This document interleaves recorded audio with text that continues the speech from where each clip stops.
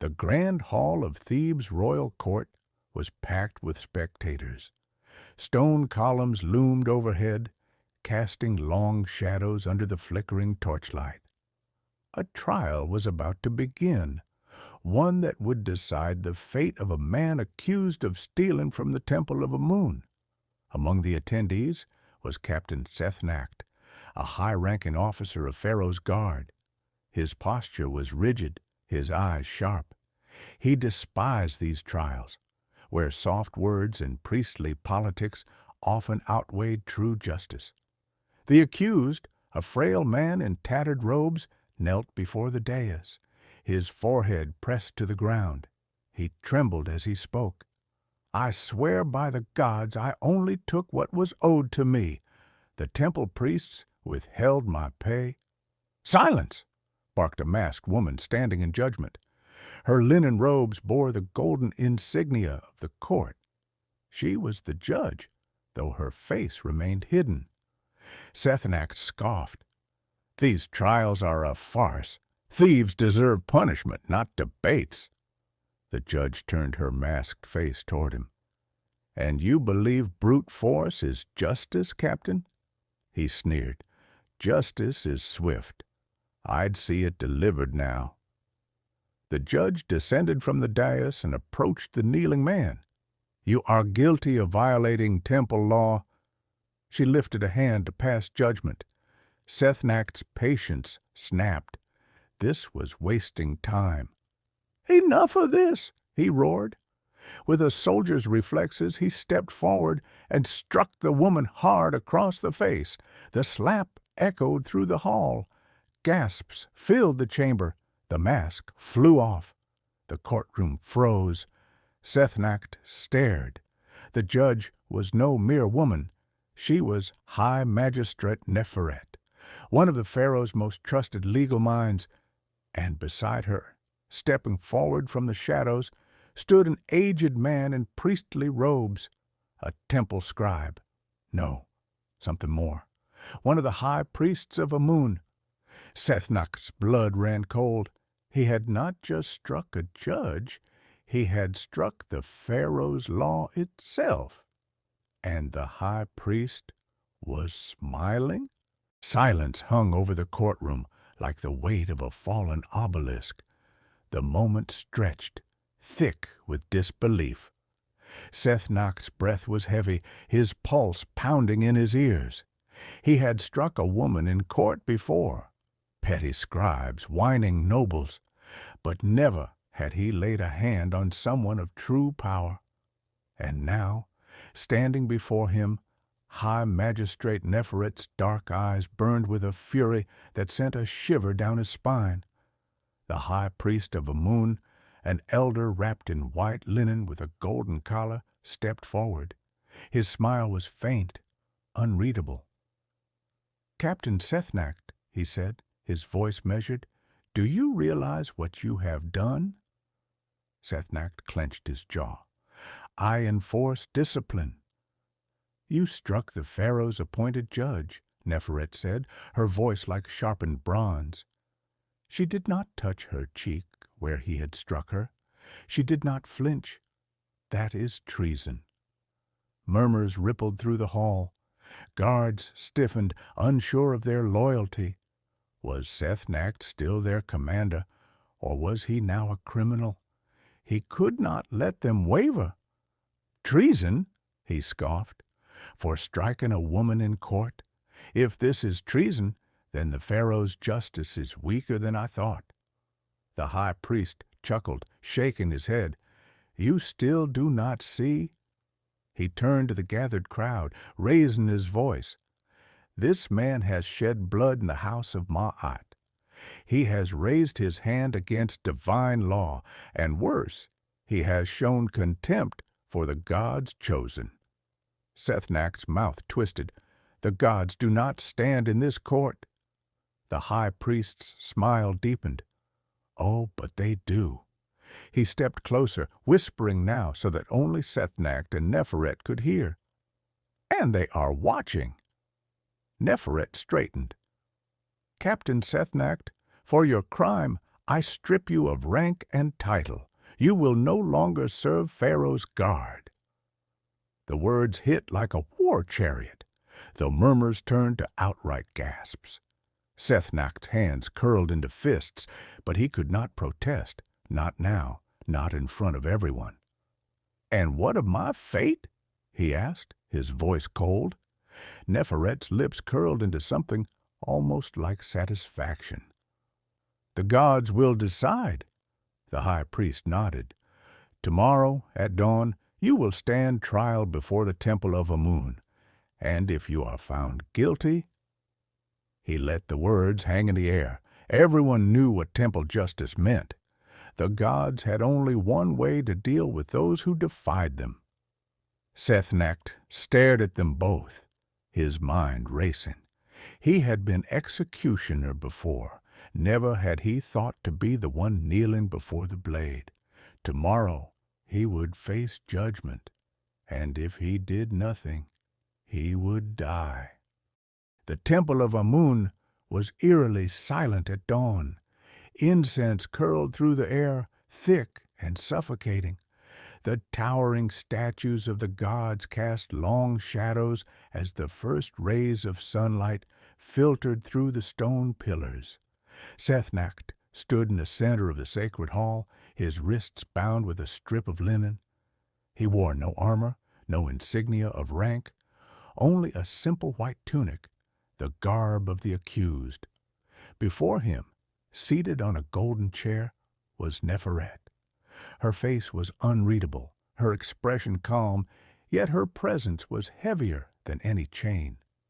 To her right stood the high priest, his hands clasped before him, watching.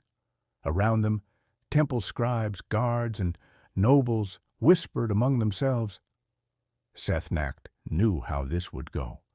He had watched men stand here before, thieves, traitors, men who had offended the gods.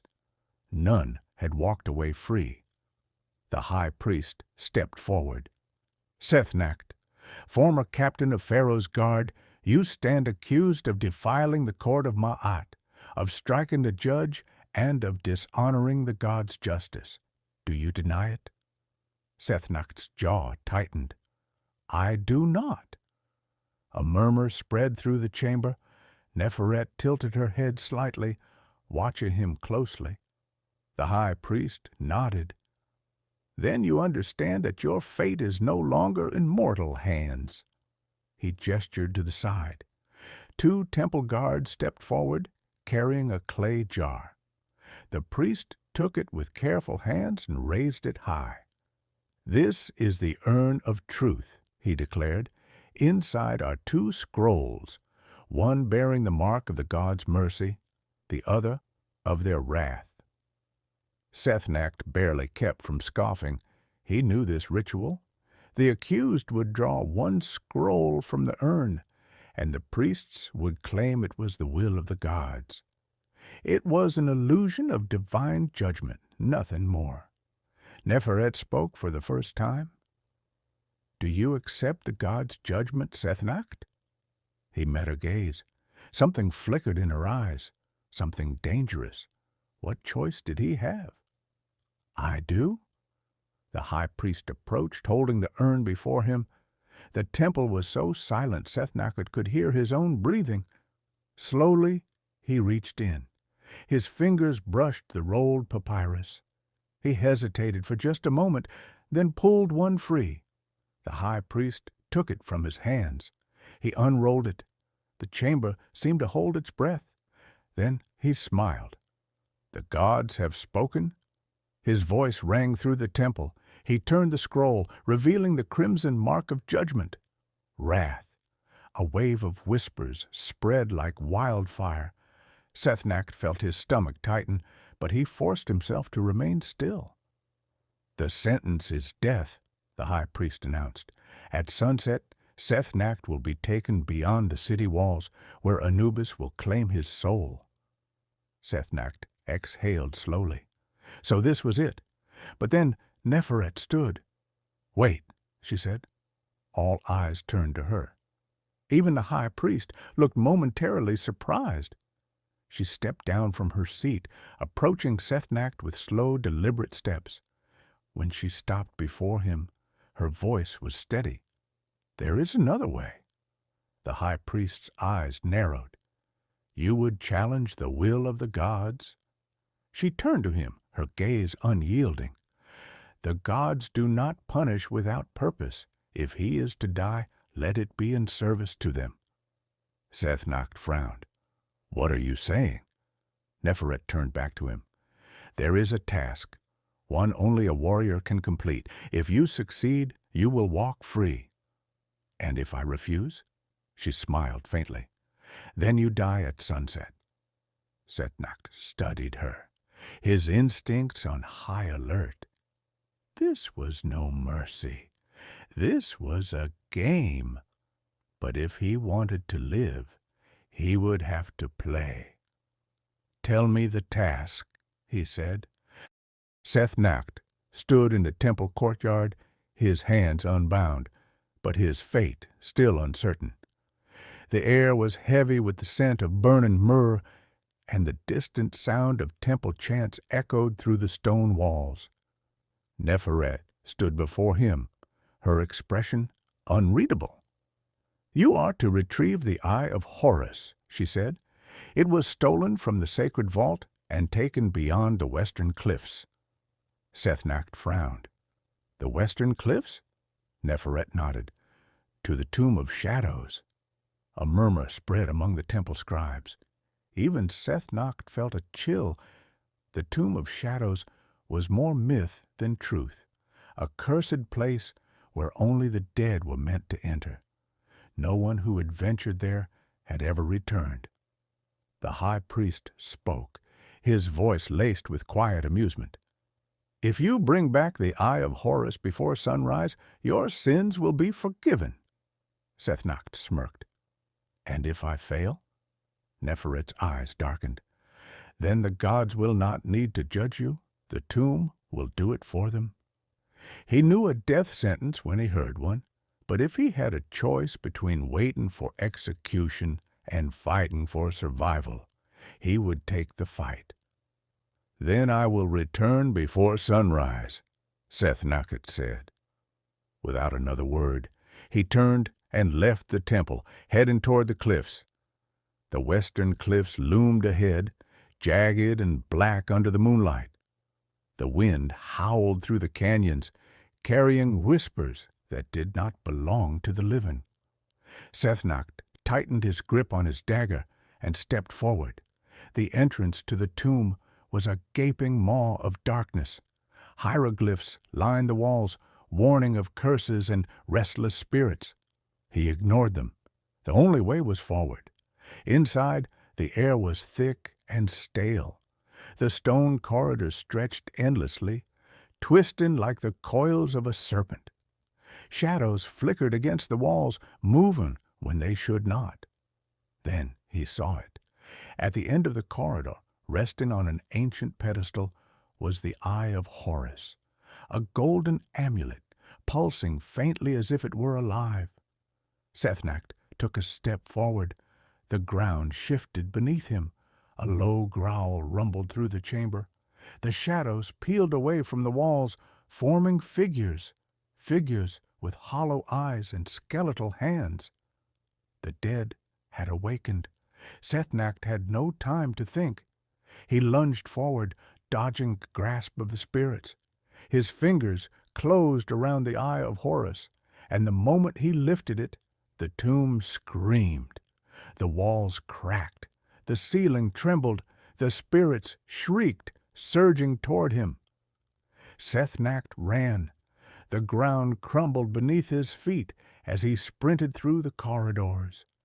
The entrance was in sight, but so were the spirits, closing in, their hollow eyes burning with vengeance. With a final leap, he burst through the tomb's opening and into the night. Behind him, the tomb collapsed, sealing the dead within. Breathing heavily, Sethnact looked down at the Eye of Horus in his palm.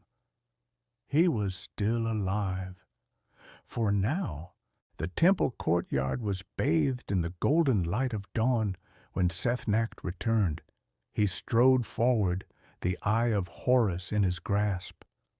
Gasps rippled through the crowd. Neferet, the high priest, stood waiting. Sethnacht tossed the amulet at their feet. The gods have their relic. The high priest's smile was thin. Impressive. The gods have spared you. Neferet stepped forward. You are free, Sethnacht. For a moment he thought it was over. Then he saw the look in the high priest's eyes. This had never been about the gods. It had been about power. He had been sent to die, and now that he had returned, he was a problem. The high priest's voice was calm, but laced with hidden malice.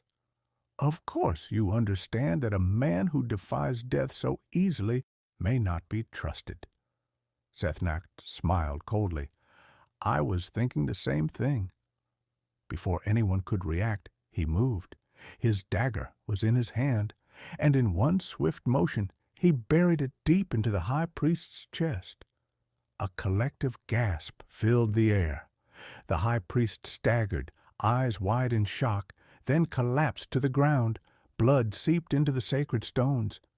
The guards hesitated. Neferet did not. She met Sethnacht's gaze, and for the first time she smiled. You have delivered justice today, Captain, she said. The gods approve. The meaning was clear. The high priest had been a threat, even to her. Sethnacht turned to the crowd. I was sentenced to death, yet I stand here. I have faced the gods' judgment and survived. If any man still questions my honor, step forward now. Silence. Neferet raised her hand. Sethnacht has proven his worth. Let it be known. He is restored to the Pharaoh's guard. The tension broke. A murmur of approval spread through the temple. Sethnacht exhaled, the weight of the past days lifting from his shoulders. He had been condemned, sent to die, and had returned stronger than ever. He had not just survived, he had won.